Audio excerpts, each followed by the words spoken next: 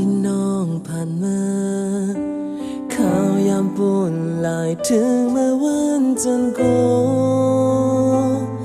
ทางได้บอกขึ้นมามองไปอ่างกลางก็ห้องสูดมองอย่ามองอยู่เพียววัดวันปูเทหันปอขึ้นมาต้นป่า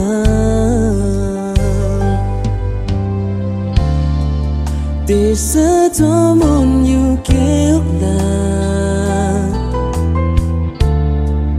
ตาโกนก็เกิดอยู่หือดีจางหูจง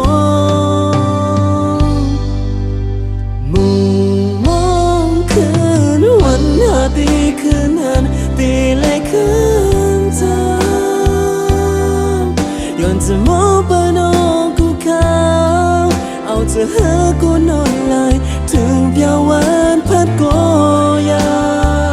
ยิ่งอีต่อไว้จะลันยอมสู้ติดสบายเธอ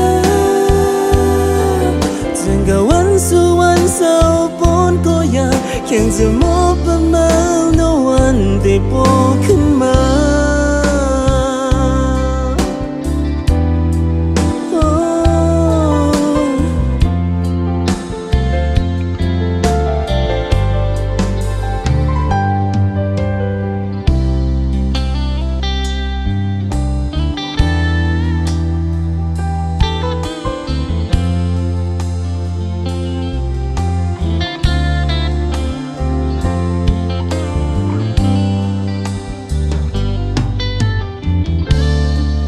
ได้เสือจอมุนอยู่เกี่ยวลาดาโกนก็เกิดอยู่หือได้จางหูจงมุงมองคืนวันหาตีคืนหันตีเลยคืนจำย้อนจะมองไปน้องกูเขาเอาจะหากูนอนลายถึงเพียววันพัดโกยายิ่งอีตาไว้เธอ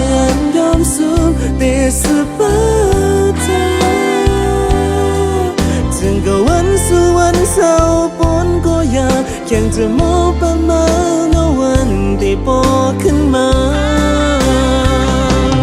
มองไปวันหาตี